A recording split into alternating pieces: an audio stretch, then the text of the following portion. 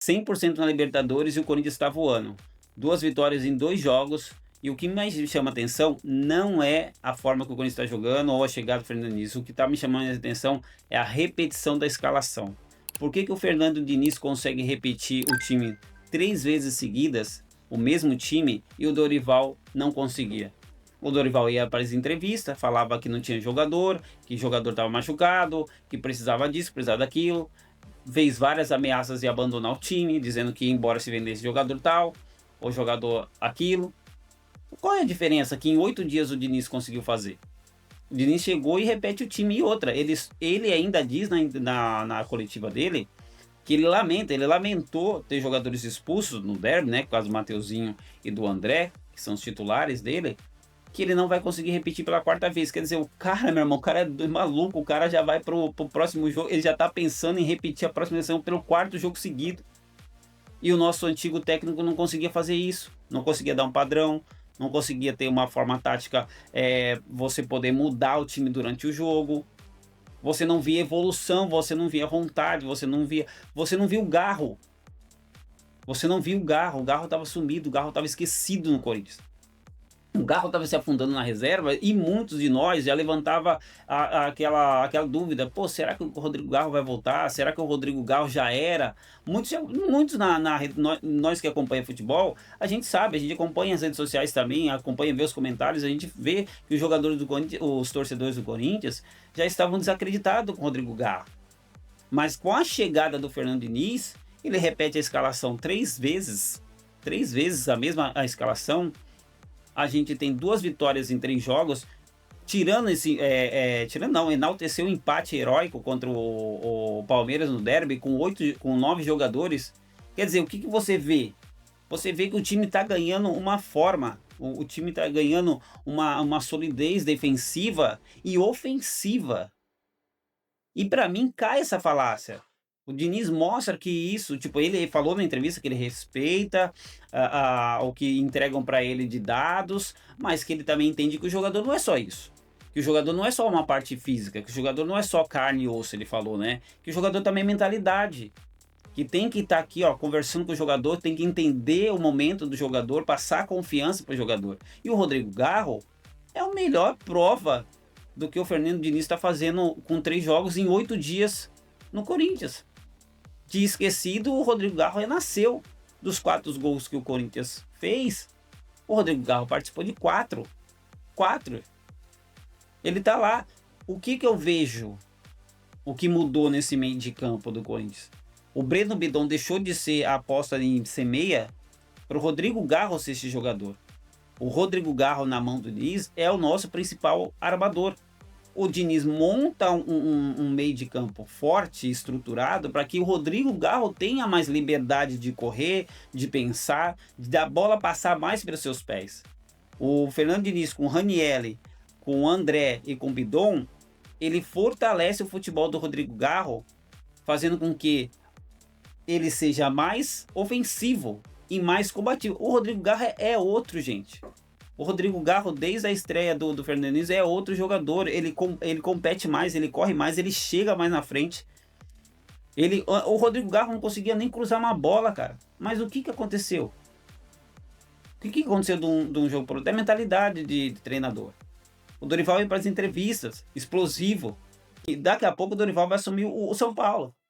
Que para mim, na minha opinião, que eu sempre tive, se você acompanha a gente, você vai saber que eu sempre tive essa opinião. O Dorival era para estar no São Paulo.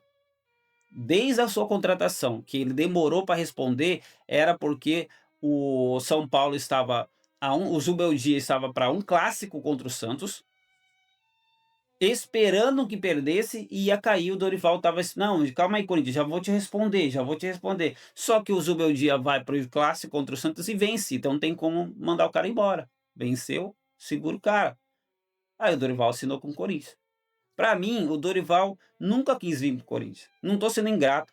Muito obrigado pelos entrevistas, pelos títulos que ele deu. Mas a gente sabia que já não estava dando mais. Já era 9 vitórias seguidas, 9 jogos seguidos sem vencer. E um futebol horrível. Horrível. E a mesma desculpa de não conseguir colocar um time igual jogo após jogo. Sempre, vai quebrar o jogador, não tem isso, não tem aquilo. O cúmulo foi no jogo contra o Inter colocar o Charles, que nem vinha sendo aproveitado. Para mim, o Dorival estava dando todas as pintas que queria sair fora. E daqui a pouco vai assumir o São Paulo. Só tá na espera do Roger cair para assumir o São Paulo. Me cobrem aqui depois.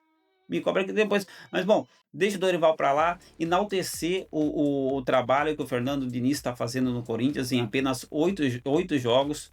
O cara queria repetir a escalação para o próximo jogo contra o Vitória. O Rodrigo Garro renasceu. E você consegue ver, não só isso, você consegue ver que o time todo está começando a ter um entrosamento, a ser compacto. Você vê agora que o Corinthians consegue trocar passe de bola, você vê que o Corinthians consegue fazer tabela, triangulação. Se não consegue, ele consegue lançar a bola na frente com precisão. Ontem a gente viu isso. E na parada ali da hidratação, na primeira parada de hidratação, o Diniz já chama o time e já orienta. Olha, vocês estão jogando muito pelo meio. Sai desse meio, joga pelas pontas.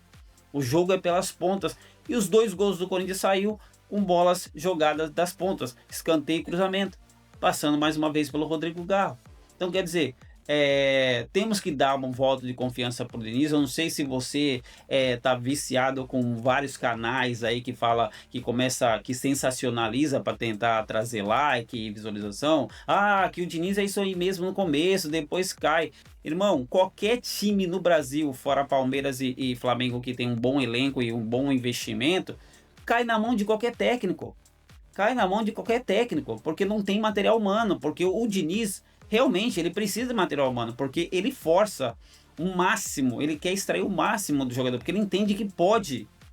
E se o Corinthians se arrumar politicamente, financeiramente, e dar esse respaldo pro Diniz, e dar essa tranquilidade, o Diniz vai chegar na parada da Copa com 50 e poucos dias para treinar, e esse time vai voltar melhor ainda.